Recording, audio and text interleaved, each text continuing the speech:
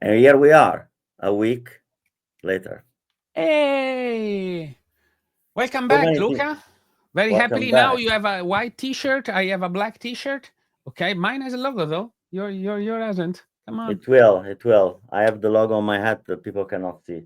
But I hope that people that are here know about Platformatic, or else it would be uncommon to be here. Um, so many things happen in a week, and I think today is interesting to kind of like jam into something a little bit different, like having mostly coffee conversation. I don't know if you heard, but news is that last week OpenAI purchased, well, they partner through an acquisition, Jony Ive's IO AI device company, which is, I think, extremely interesting, especially when it comes, last week there was also Google I/O. Did you have a chance to watch the summary of the launch?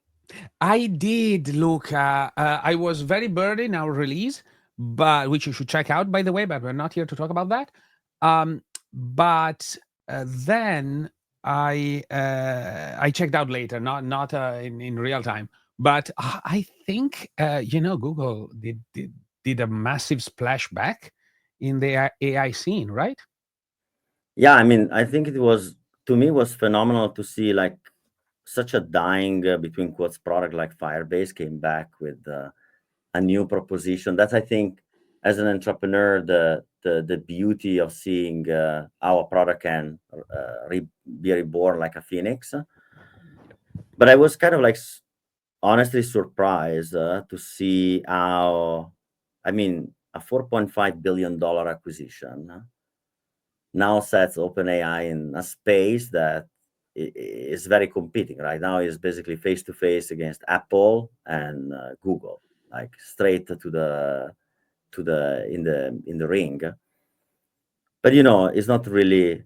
We are not a tech news podcast or a We could start business. one, but not this one. But another one is could be a very good one. Uh, Yeah, but I think what is kind of like super cool that let me kind of like think a little bit is okay. So now we see the comeback. This year is the year of comebacks.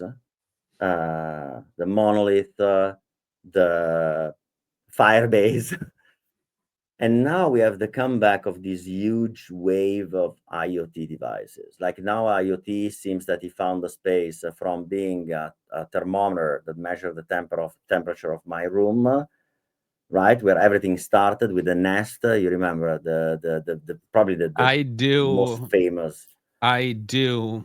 I did a PhD on the damn thing back in like I don't know, 13 years ago or something. And that was already a multi-billion-dollar acquisition, and now we are back into building single purpose, well, let's say not single purpose, but uh, yeah, let's say single purpose wide spectrum IoT devices.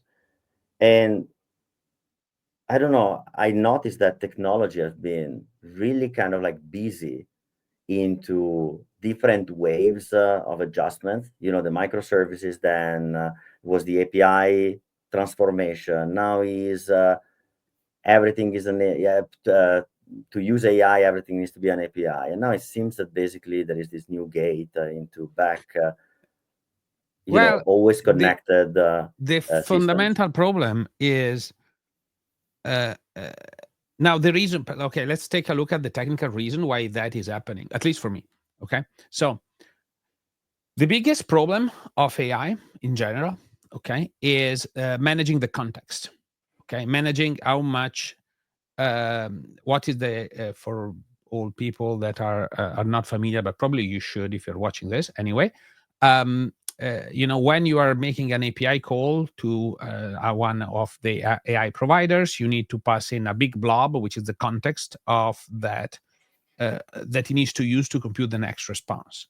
Okay, this can be relatively big piece of things. In fact, there is a few bits, the various models content themselves on how big their context is in tokens and so on and so forth.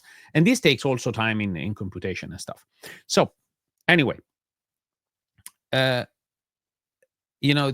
means, okay, that there is a relatively big chunk of data, okay, that needs to move across devices, okay. Now, up until most of the time, up until now, you have seen all these apps, okay, out there are not great. Okay, there is a full series of videos from Theo showing the various apps and how slow they are and so on and so forth. And the fundamental problem there is there is a lot of state being moved. That if you think like an API, okay, you are going to do a lot of back and forth to display it all, and this Exactly. is relatively slow.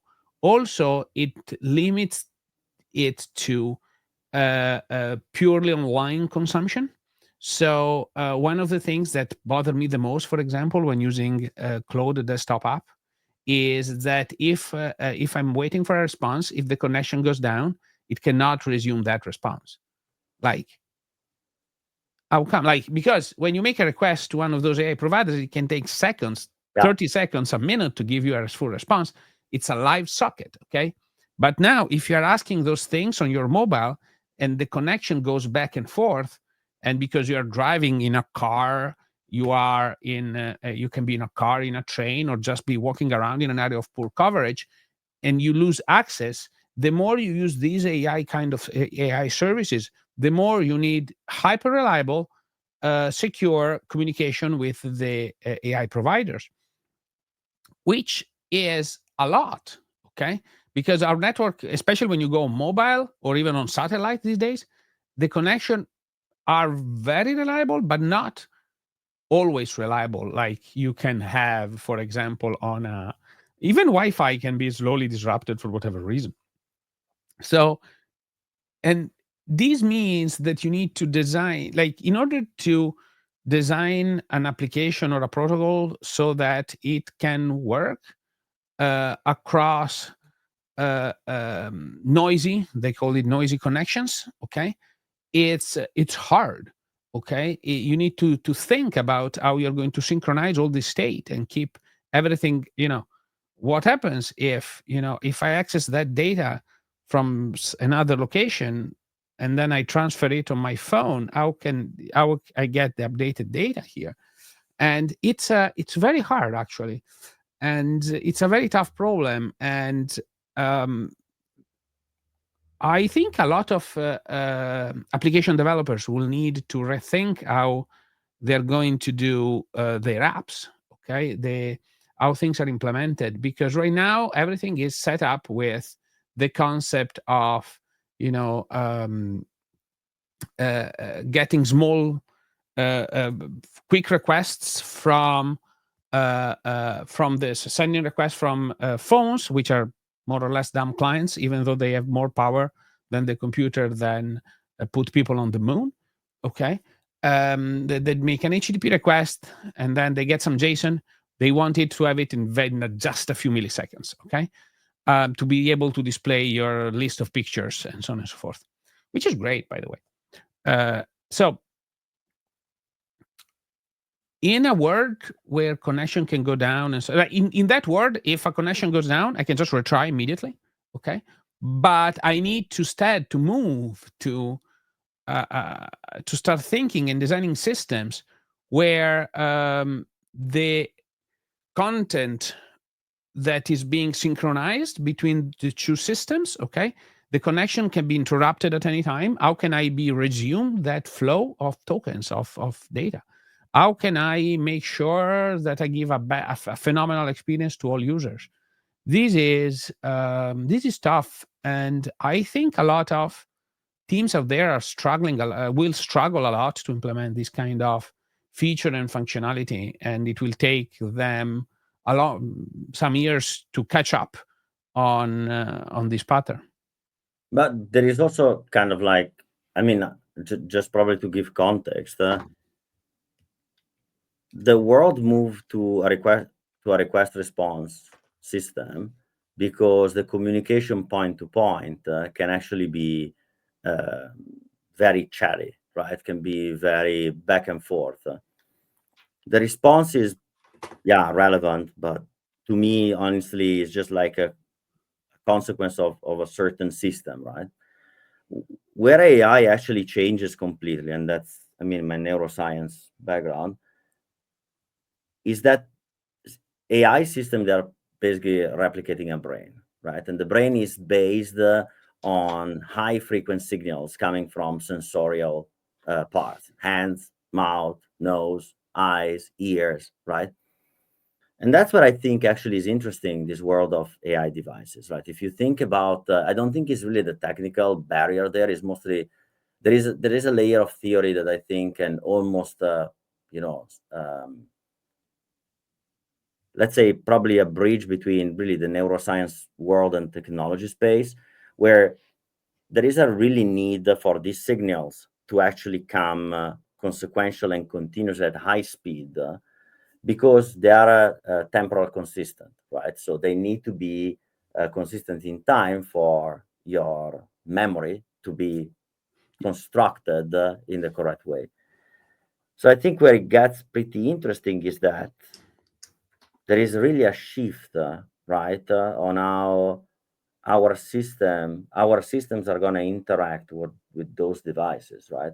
And I'm thinking about like the whole world of agents and so on, which is kind of like, to me, a great shift, because we came back into this world of connected systems, right? Where the point-to-point communication is kind of like, it has to be constant. It cannot be interrupted. So I think like philosophically, it's pretty interesting to see how, for example, the world of IoT is coming back with a very important role in what I think is the next AI revolution, right? We had the first revolution with the introduction of AI, that was basically like taking a huge step from statistical model, or whatever we want to call them, to, and I said it many, many times, this new kind of like large scale glorified Excel spreadsheet. Now we go into, I think, a very interesting places where we are really connecting with the sensorial space. We are kind of creating this kind of like system that is highly connected. Also, because one thing that probably, I don't know if you mentioned, I cannot recall, but currently AI system are single signal. Like you can only send one message at a time. You cannot send 10 messages at a time. So, and that actually, I think, is the huge gap between humans and machines. We as human we can perceive, we cannot process, but we can perceive multiple signals at the same time. Not everyone can process at the same time. That's what I meant to say. But it's kind of interesting that when you are on Claude or whatever, ChatGPT, I mean, you name them, Gemini, it's one message, you need to wait for the processing, right? So, Yeah. and I think this IoT step evolution will actually introduce a way more interesting way of processing signals, because like you were saying, we are entering into a highly connected whilst disconnected, between quotes, possibly disconnected world. So that's, I think, the great Like dichotomy of this evolution. the fundamental problem for me, it goes to being a bandwidth problem, okay, Mm. and connection problem. Now, I like your discussion, your parallelism with neuroscience, okay, and going back to basic human body evolution physiology, okay. We see that the brain is very much attached and very close and very high bandwidth connected with the rest of the body. Okay. The systems that we are building these days, okay, are essentially way disconnected. So imagine that you have you have your IoT devices. You want to do some control. Okay, you have this device putting in here in my kitchen. Okay, that can control my appliances. I can tell it cook me the dinner. Okay, let's say that it can. Okay. And now, the brain for that is right now, at least in the current generation and probably in the next few generations to come, okay, is not in my kitchen.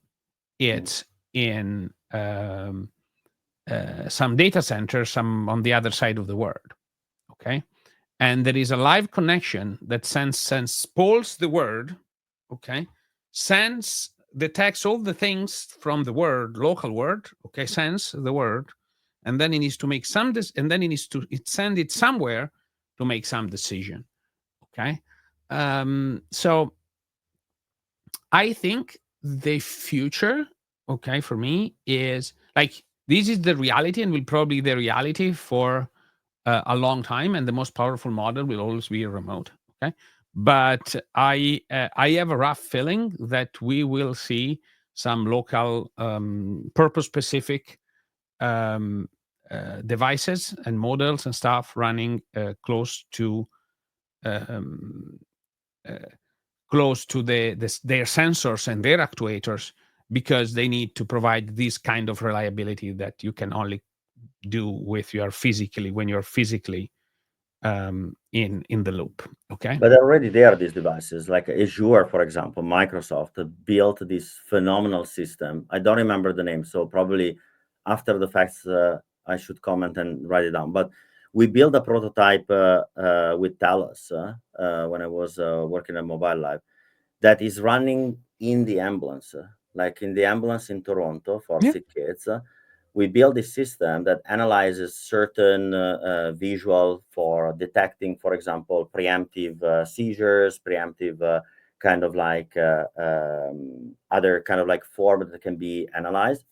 And the system that works exactly like you said, right? We have a local model that runs purely trained on a subset of data, but then the macro model is trained remotely and injected as learning inside of this local subcomputational unit. And I completely am on your same page. I think what Microsoft did was the most remarkable step in the best use of AI. I think this IoT space, you could see with the Apple Watch, right, where it does, for example, even the heart rate detection.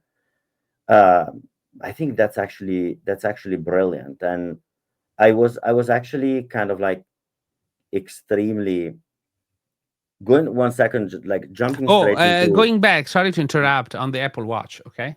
Um, I found, okay, that the Apple Watch was a more effective detector of COVID than the at home swabs that we all did, because the Apple Watch was able to tell me if my respiratory pattern changed. Mm. Okay. And after having COVID once and giving it to me once, it's probably that. Okay.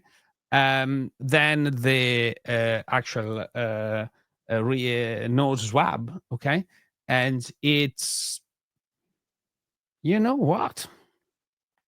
Yeah, because Um, it's a combinatory model, right? It's yeah. oxygen level, heartbeat, Yeah, but it and measures things and it can detect them and so on and so forth. Well, I think that this is the guy doing the processing, but it doesn't really matter on at this point. It's local, okay? This is what no, I'm saying. but it basically gives you, like, I think like what we were discussing, right? This kind of evolution. And I was, while you were talking, actually just going back for a second into the theoretical part. What makes actually our brain connect is the neural system, right? Everything is Yes. connected to the neural system. And I remember actually Augusto Marietti, from the CEO of Kong, uh, actually saying this thing like 3 years ago, that they were building the neural system of the modern infrastructure. And I was actually thinking I'm going to contact him and ask him if he wants one day to come and chat about it, because what is very interesting is that we took the first step in conceptualizing that the eye level, that APIs would be the neural system, right? But going to the pure kind of like technology discussion, right? Because today we keep it a little bit shorter than usual, but I think it's very interesting that, you know, with your background in IoT, right? We see this kind of like huge influx now of need of building IoT systems. So my question to you is, given your background, right, of interconnecting systems, basically electronical devices together, what's your 2 cents on what needs to be done to make the modern system IoT ready? Like knowing the theory, right? So maybe if you want to say that the world that Okay, is dominated by MQTT and so on, but what is right. your kind of like 2 Okay, cents on that? so the old school or original IoT model, okay, is built around spotty communications that can go down at any time, and you need to be able to synchronize state and communicate state. So it's built on queues. Okay, it's built on the concept of store and forward. Okay, it builds on the concept of how can I implement this reliably? How can I have reliability on something that's not reliable by default? Okay, so that is the starting point of all IoT discussions. Okay, typically they send small messages. Okay, the fundamental problem here is small messages. Why small messages? Because you want to keep minimize radio time. So in a device that does not have a screen, radio is the most expensive thing to have. 2G, okay, like 3G, 4G, 5G. A lot of IoT devices use 2G, okay, super slow, but it's very cheap, okay. It's very cheap to go and use the cheap networks for doing things, okay. Because otherwise you end up using a lot of power, okay, and power dominates everything. Now, When you mean power, you mean electricity? Or electricity, battery, okay. So the fundamental point is, would you use a device that you cannot keep on and using it all day long? Okay. Now, Apple educated us in a way that, you know, we all carry on a second battery pack for our iPhones when it's a travel day, because we will never go through it with on a single day with one charge, because our phones, okay, these screens that we love, beautiful big screens, consumes a huge amount of power. Okay, now removing the screen will save power. Okay, but the other component is radio. Like if you want to send large payloads back and forth, a lot of context and so on, you need the battery power. So this is the first. So you have the biggest problem is bandwidth, connectivity, and reliability. Okay, from a software perspective, which is a lot we care about, this means that we need to plan for devices that are not online at all times. Okay, and current generation of AI integrations, AI system that I'm seeing, I've not taken this into big accounts. Okay, we are seeing a shift in the world in how do you handle a resumable stream of thoughts.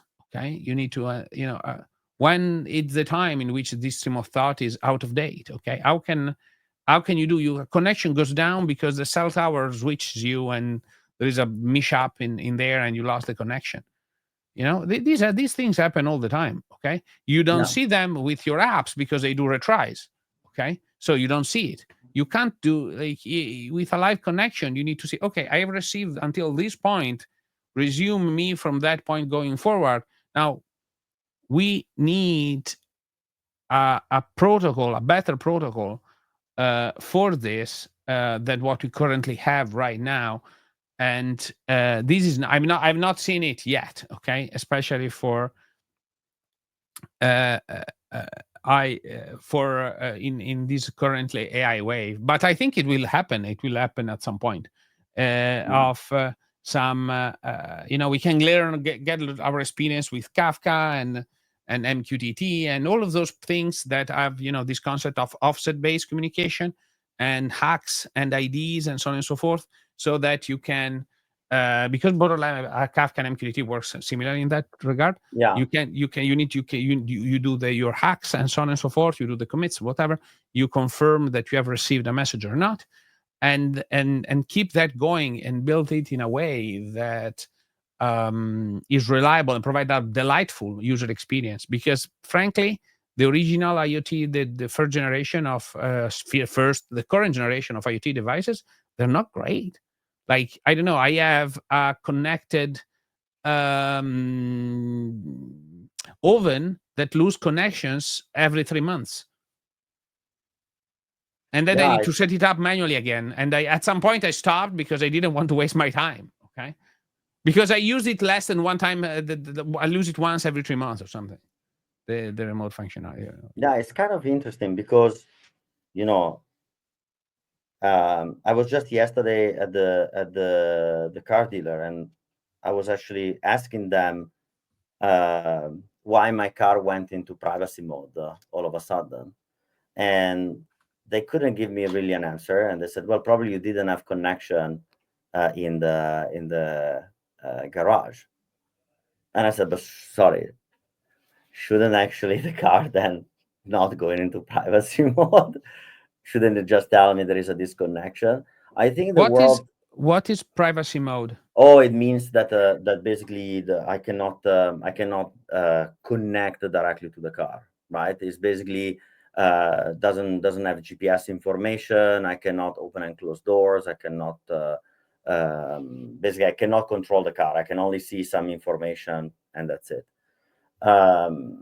Which is crazy, right? Because even I think is not just a matter of hardware, not hardware, but architecture, kind of like self-imposed limitation.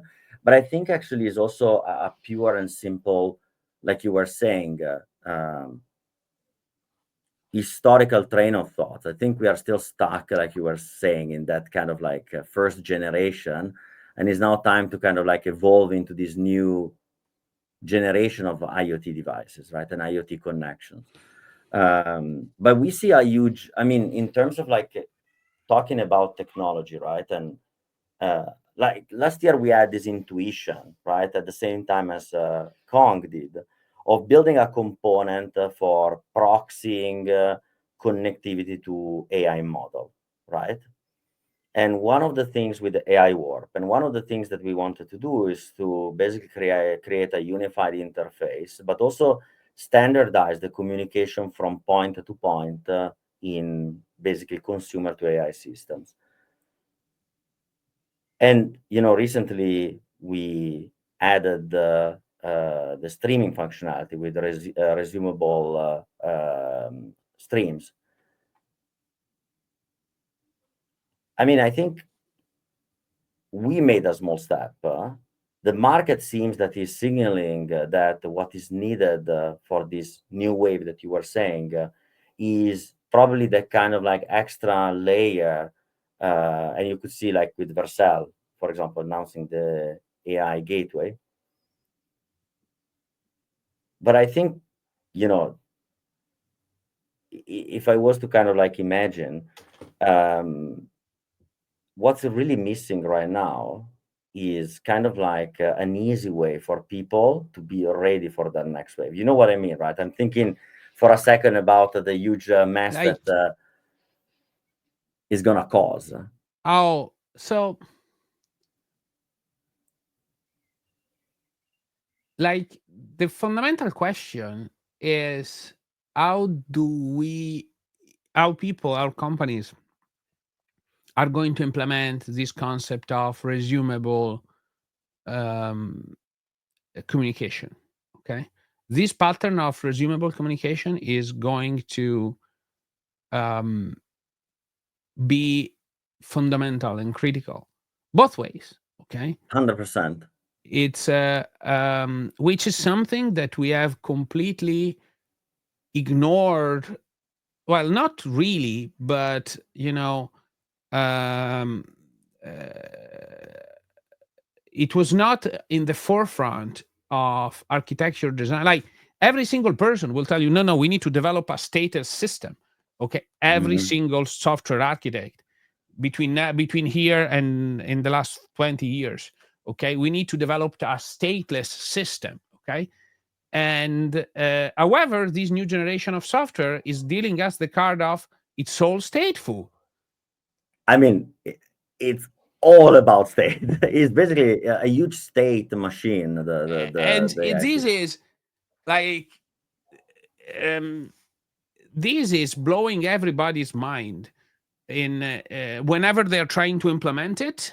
Now the biggest problem is reliability. The biggest problem is providing, like, operationalizing AI.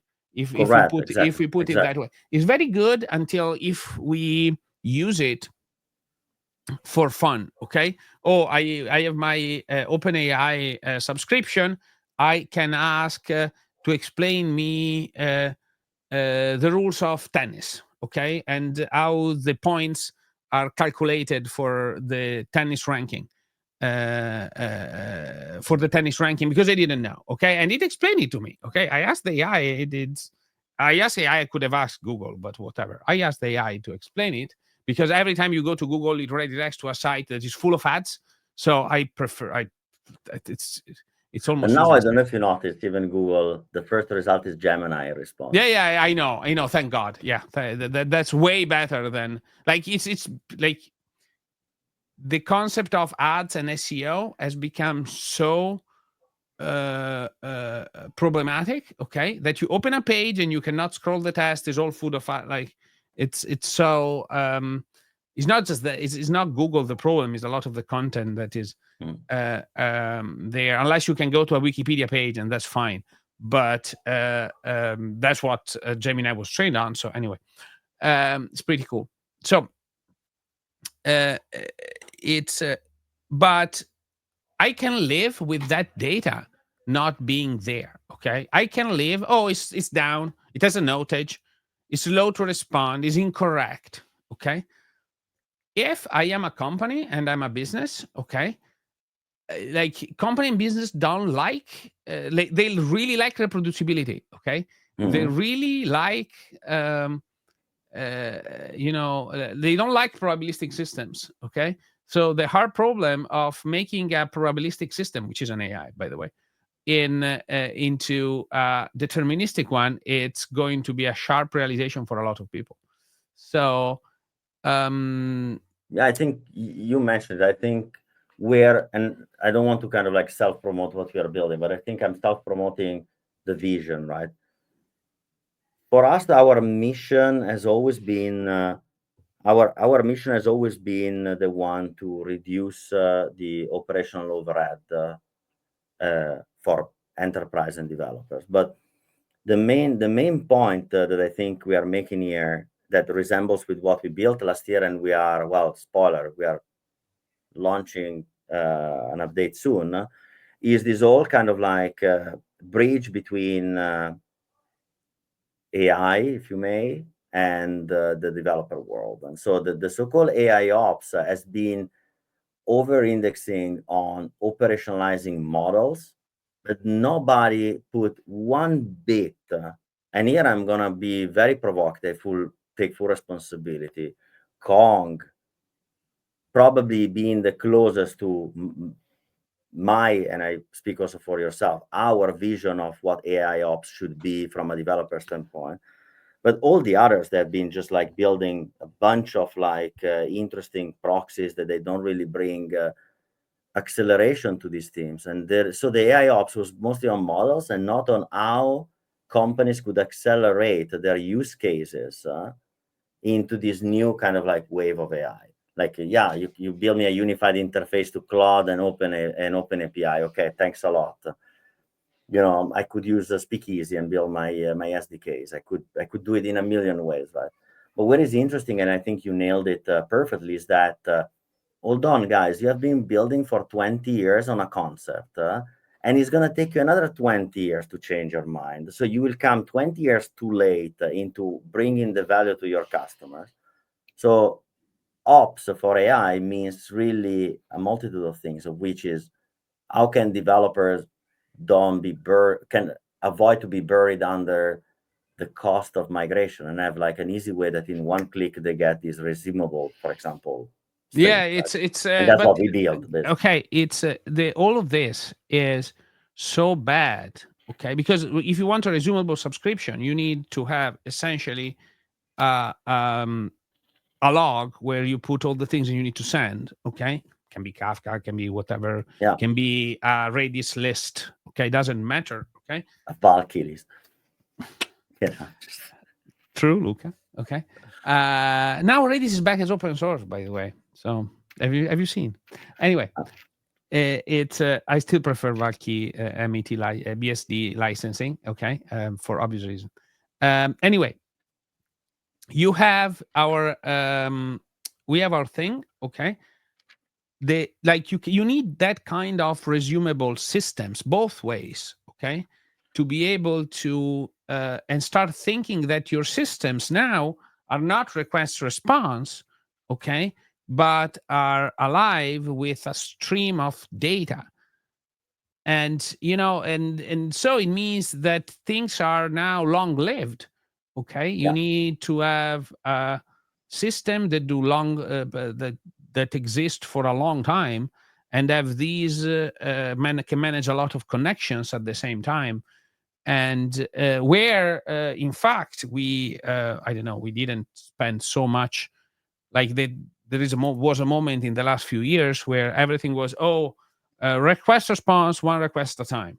Okay, and now we are but I need long-term connections. Okay, and I need to be able to hold that state in memory somewhere for a long time, like that. Okay, or be able to store it somewhere fast and then get it back. Okay, when there is a reconnection, and this is actually like so damn hard to do. I think the closest Cloudflare is doing a lot of good work in this area. Okay, it has a good model. Okay, on because essentially you can spawn your little stateful worker for doing certain things. So that is an interesting model, at least. Okay, to explore. But it has its That many enterprises cannot use Cloudflare. cannot use Cloudflare. So I know I'm mentioning. Okay, you can't host your keep data and state in public infrastructure. Okay. So anyway, these are the problems. Okay, that companies are facing, and teams are facing. And when you used to go and start talking with somebody, says, "Well, what is your project do?" Oh, it's a proxy between, or it's a specialization of some OpenAI, AWS Bedrock, and so on and so forth for certain use case. And then he says, okay. And then how you can start asking how you deal with the resumability and so on and so forth. And then it starts to, scritolate a little bit. Yeah, So and I think like we said today, we keep it a little bit shorter. So I think let's wrap it up. let's wrap it up. But I think there is one very important angle that I once again very provocatively want to throw on the table, probably for everyone to think about it, right? Not just for us. Is that you just mentioned it in your last sentence, right? There will be a lot of accelerators between quotes running on public cloud infrastructure, right? The issue that I see recurring over and over again is that it's like building a Lego blocks of SaaS and PaaS, one on top of each other. The only people that are paying the hard price of that are the developers working in enterprise, working in those places where compliance, where other things, they kind of like strangle the possibility of like using those, infrastructures. And then becoming so specialized just to self-sell their own services that basically we go back. I think we will see another cycle. The one, instead of centralization of AI power, the distribution of AI power and the fragmentation of AI power, So my thing is that, selfishly, I think we really did the right thing to build something that lives in the open and gives all these utilities to people, free to take, free to use, because we should kind of like stop having to pay the price of evolution. We should focus on building new things instead of having to cyclically go back and fix problems of 20 years ago, fix technology. I think we are in a phase where AI is true that is accelerating a lot of development, but truth has to be told. Whoever says that vibe coding and so on are great things, my point of view. I study AI, so my point of view is that we are still far from that ideal state where the software that the machine can write is qualitatively at the level that can compete against humans, but at least against specialized humans. Anyhow, I think today we had a different talk. Different Was more- format. Let us know if you like these more, if you like the other ones more. I don't know if you want to change anything. If you have new suggestions for new topics, you know where to find us. And I think it's nice sometimes to just like chat about new things and try to trigger thoughts in people, and maybe get our audience to come up with solutions to maybe our open-ended questions. So with that, we see each other next week, same time, same place. Ciao everyone. bye See guys. you later. Bye bye.